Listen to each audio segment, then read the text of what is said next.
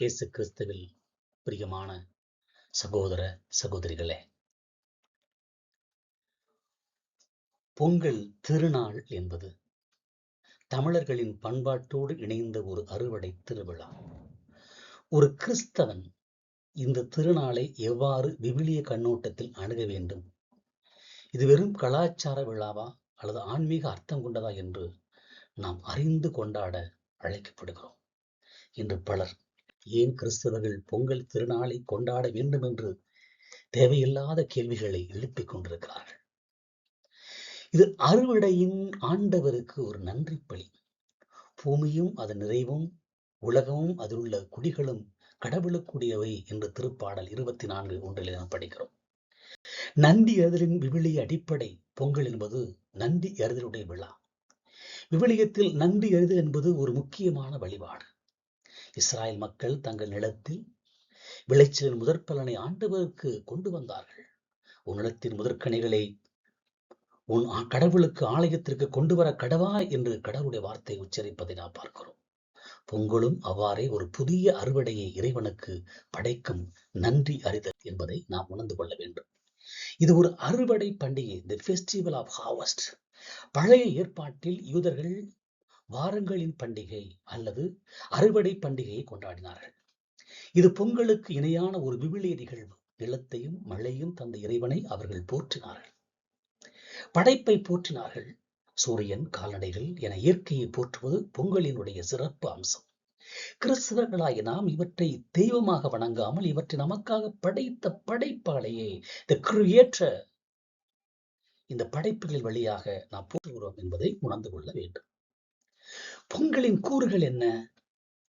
கிறிஸ்தவ விளக்கத்தை பார்த்தோம் என்றால் பொங்கலின் ஒவ்வொரு சடங்கிலும் ஒரு ஆழமான ஆன்மீக பாடத்தை நாம் காண முடியும். ஒன்று, பழையன கழிதலும் புதியன புகுதலும். கிறிஸ்துவ வாழ்வில் இது மனம் திருப்புதலை குறிக்கிறது.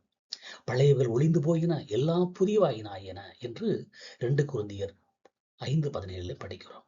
நம்மிடம் உள்ள தீய குணங்களை நீக்கி கிறிஸ்துவுக்குள் புதிய மனிதனாக மாறுவதே உண்மையான போகி. பொங்கி வருதல் வாழ்வினுடைய ஆசீர்வாதம். இரண்டாவதாக, பானையில் பொங்கி வருவதைப் போல நம் வாழ்வு இறைவனுடைய அருளால் பொங்கி வழிய வேண்டும். என் பாத்திரம் நிரம்பி வழிகிறது என்று திருப்பாடல் 23:5 நாம் படிக்கிறோம். மூன்றாவதாக, மாட்டுப் பொங்கலுடைய தன்மை என்ன? அது உழைப்பின் மேன்மை.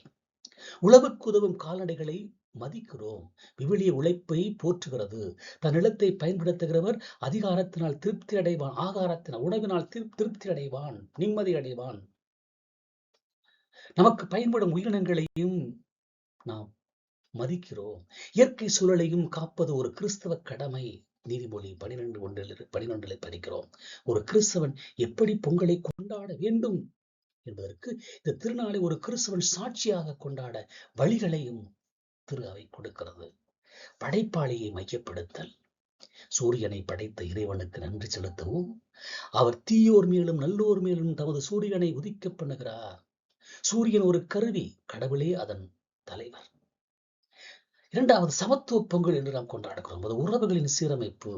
பொங்கல் சமத்துவ திருநாள். பிரிவினைகளை மறந்து எல்லோரோடும் இணைந்து கொண்டாடுவது கிறிஸ்துவ அன்பை வெளிப்படுத்தும். இதன் மூலம் பொங்கலை நாம் கொண்டாடுவது நமக்கு மிகவும் சால சிறந்ததாக இருக்கிறது. இது வழியாக இல்லத்தை புனிதப்படுத்துகிறோம். நம் இல்லங்களில் தோரணம் கட்டி கோலமிட்டு கிறிஸ்துவின் பிரசனத்தை அங்கு வரவேற்கிறோம். குடும்பமாக அமர்ந்து ஆண்டவர் அந்த ஆண்டு முழுவதும் செய்த நன்மைகளுக்கு நன்றி ஜெபம் கொடுக்கிறோம். மண்ணும் விண்ணும் இணையும் மகா அறுவடை இந்த நாள். பூமியானதன் பலனை தரும். கடவுளாய் எங்கள் கடவுள் எங்களை ஆசீர்வதிக்கிறார். திருப்பாடல் 67:6 நாம் படிக்கிறோம். மண்ணும் இறைவனும் உருவாக்கக்கூடிய உன்னதமான நிகழ். பொங்கல் விழாவின் அடிப்படை மண் விவிலியத்தின்படி மனிதன் மண்ணிலிருந்து உருவாக்கப்பட்டவன் என்கிற உண்மையை உணர்த்துகிற உன்னதமான விழா. மண்ணினுடைய புனிதம் என்ன? இறைவன் மனிதனுக்கு தந்த முதல் சொத்து நிலம். அந்த நிலத்தை பயன்படுத்தி அதிலிருந்து உணவை பெறுவது இறைவனுக்கும் மனிதனுக்கும் இடையிலான ஒரு உடன்படிக்கையை மீண்டும் புதுப்பித்துக் கொள்கிறது. மண் பேசும் மொழி என்ன? மண் அமைதியாக இருக்கிறது, எதுவும் பேசுவதில்லை வாயை திறந்து. ஆனால் அது இறைவனின் வல்லமையை சுமந்து நிற்கிறது. ஒரு சிறு விதை மண்ணுக்குள் மடிந்து 1000 கனிகளை தருவது இறைவனின் உயிர்த்தெழுதலின் வல்லமைக்கு அடையாளம் அல்லவா? நாம் மண்ணை எப்படி நடத்துகிறோம்? இறைவன் இந்த பூமியை நாம் மாசுபடுத்துகிறோமா? அல்லது மதிக்கிறோமா? பொங்கல் என்பது நாம் நின்று கொண்டிருக்கும் இந்த மண்ணுக்கு நாம் செலுத்தும் மரியாதை. மரியாதை. மனிதனும் மண்ணும் உழைப்பு மற்றும் பொறுமையை அது எடுத்துக் காட்டுகிறது. விவசாயி விதைக்கிறான், ஆனால் விதையை விளையச் செய்வது இறைவன். பொங்கல் என்பது மனித உழைப்பின் வெற்றியை கொண்டாடும் விழா என்றும் கூறலாம்.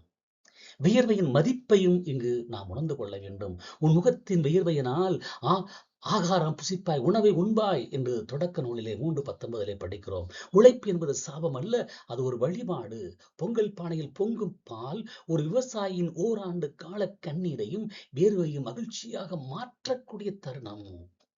அது நன்றி சொல்லும் பண்பு. அறுவடை முழுவதும் அந்த பலனை தான் மட்டும் அனுபவிக்காமல் அதை உலகிற்கு தந்த இறைவனுக்கும் உழைப்பிற்கும் உதவிய கால்நடைகளுக்கும் சக மனிதர்களுக்கும் பகிர்ந்தளிப்பதே பொங்கலுடைய உண்மையான தத்துவம். ஒரு விவசாயி, ஏழை விவசாயி தன் முதல் அறுவடை இறைவனுக்கு படையை கொண்டு வந்தான். அவனிடம் பொன் பொருள் இல்லை, ஆனால் அவன கைகளில் மண்ணில் வாசனையும் இதயத்தின் நன்றியும் இருந்தது. இறைவன் அந்த எளிய காணிக்கை பெரிதாக மதித்தார். பொங்கலும் அதை இத்தகைய ஒரு எளிய அழகான நன்றி அறிதல் என்று நிகழ்வாக கூறுவார்கள். மண்ணுக்கும் இறைவனுக்கும் உள்ள தொடர்பு, உன்னத தொடர்பு வெளிப்படுத்தக்கூடியது பொங்கல் விழா. பொங்கல் என்பது இயற்கையின் வழியாக இறைவனை தரிசிக்கக்கூடிய ஒரு ஆன்மீக பயணம் என்பதை கிறிஸ்தவர்களாக நாம் உணர்ந்து கொள்ள வேண்டும். படைப்பின் வழியாக படைப்பாளரை அறிகிறோம். சூரியன் கடவுள் அல்ல, ஆனால் அது கடவுளின் மகிமையை அறிவிக்கும் ஒரு படைப்பு. திருப்பாடல் 19:1 படிக்கிறோம். சூரியன் இல்லையேல் ஒளி இல்லை, ஒளி இல்லையேல் உணவு இல்லை. பொங்கல் என்று சூரியனை பார்ப்பது அந்த பெரும் வெளிச்சத்தை தந்த உலகத்தின் ஒளியாகிய இறைவனை தொழுவதாகும். யோவான் 8:12 படிக்கிறோம். இதுதான் சமத்துவ விருந்தாக நாம் கொடுக்கிறோம். பொங்கல் பானை சுற்றி அனைவரும் நிற்பது போல இறைவனின் அரசில் உயர்ந்தவர் தாழ்ந்தவர் இல்லை. மண் அனைவருக்கும் சமமானது, மழையும் வெயிலும் அனைவருக்கும் பொதுவானது.